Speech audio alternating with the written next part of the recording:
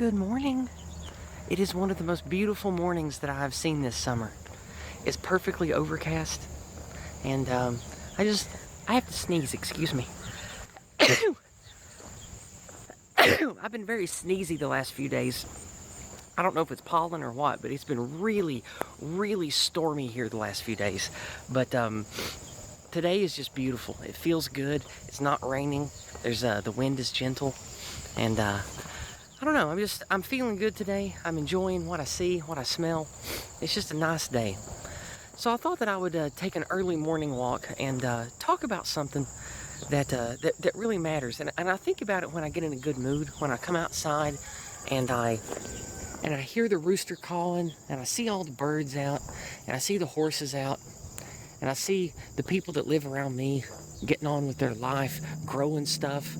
They got ducks and chickens over here. They've got a new grow garden. And that's happening all over the place. Like these people over here, you see that they're growing stuff now too.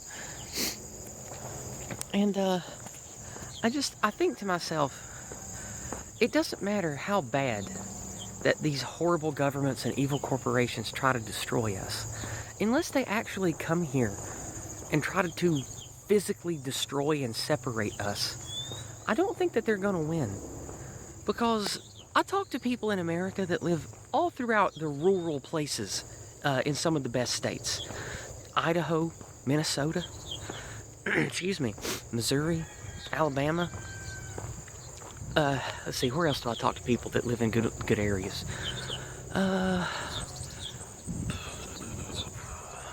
West Virginia is a good place. And that's just people that I know that I talk to, that live in really pristine, beautiful places that have hundreds, if not thousands, of families in them that do good, healthy stuff. And I don't give up. I get down sometimes just about how ugly all the propaganda is. But I feel like if we don't give up, we're destined to win. Because evil never creates anything.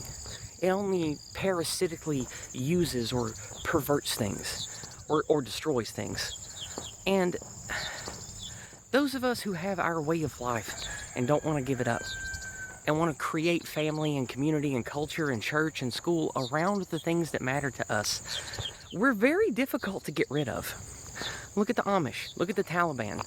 Look at people that are like way on the extreme of the TED pill scale, right?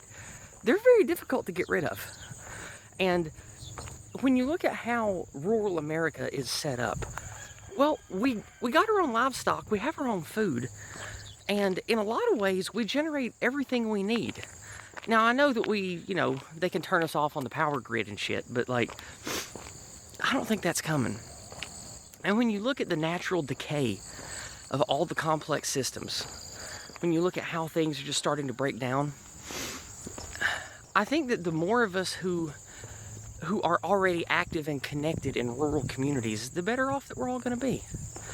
And so, if you're listening to this right now, and you happen to live in a big city, or you live in a suburb, and there's just no nature and no nothing good to be had where you live, if you've got the mind and the means to do it, you should leave. You should go join somebody that's building something or doing something in a healthier community. I don't know every single person by name that lives here, but I know a lot of them by face. And we say howdy to each other, and I know dozens of people in this area by name.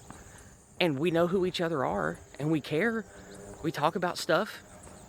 It's not like everybody around here is super based and red-pilled, and they all talk about, what we've been lied to about on the news. It's not like that, but there's sort of this understanding with people around here that they know that the government and the corporations are evil. They know. They just naturally know it. And they don't trust outsiders. And that's not in the way that Hollywood tells you, because we all know Hollywood isn't history. Hollywood is just fake.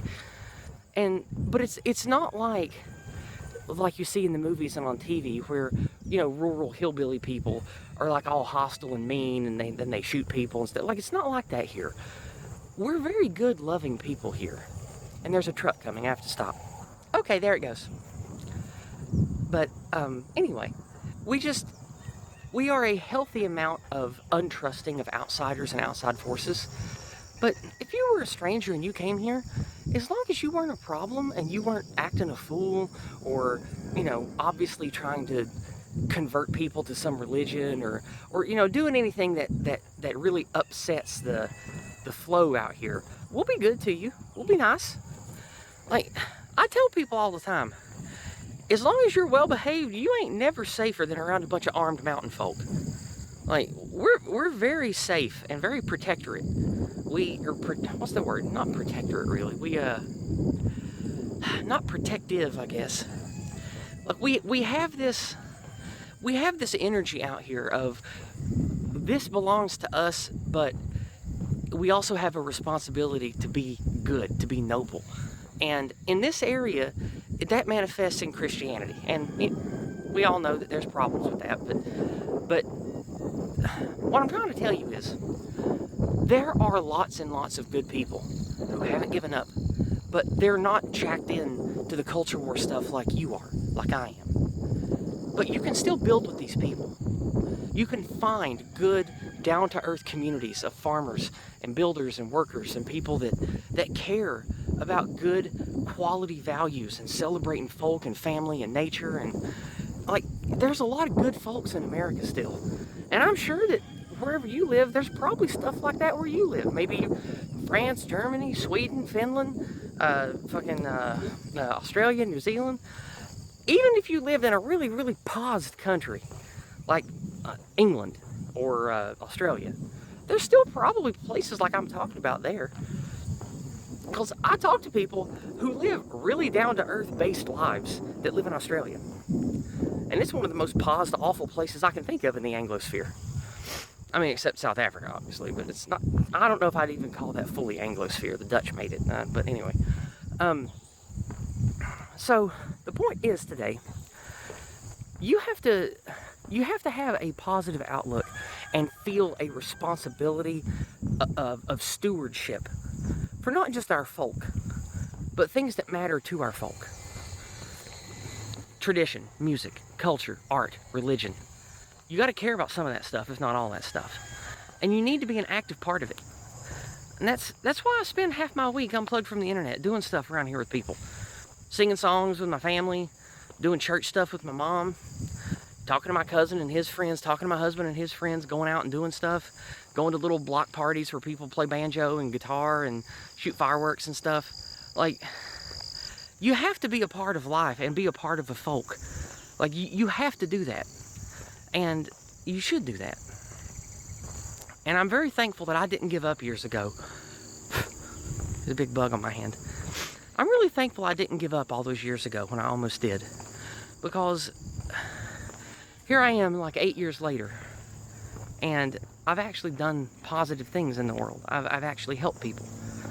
And even though I carry a heavy burden on the inside, I'm doing good, not just for my family, not just for my folk in this area, but I feel like I'm doing good to inspire people all across the Anglosphere, all across, well, anywhere really, to make positive change and to do responsible, positive things. And I don't know, I think about that stuff when I'm just out in this beautiful day. Like, look at this. Look how gorgeous. Like, I love the overcast sky more than any kind of sky. And it's just a beautiful, cool breeze. It's a nice, comfortable, like 68 Fahrenheit right now. And there's a car coming. Give me a second. Okay, there it goes. But anyway, I'm so taken by how wonderful and perfect it feels to be out here, to feel the wind, and feel so blessed that I'm part of a people that tend to this and that love this and appreciate this like nobody else on earth. And I think you should be a part of that too. You should find that in yourself to have a positive, loving outlook. Because if you let all the ugliness that we learn about hollow you out, then you're not really going to contribute to the well-being of your family, your folk, yourself. Nothing. You have to stay positive.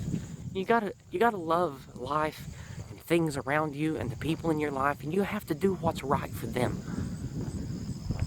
And I think you'll be rewarded for it. Maybe in heaven, maybe in the afterlife, maybe in Valhalla. Who knows? I don't know. But I know that you'll be rewarded for it. I know I am. Well, I love you guys. I hope you have a good week. I'm going to close up the camera and just enjoy walking and feeling like I'm part of something. So I'll see you next Monday night for more Discordant Dragons. God bless.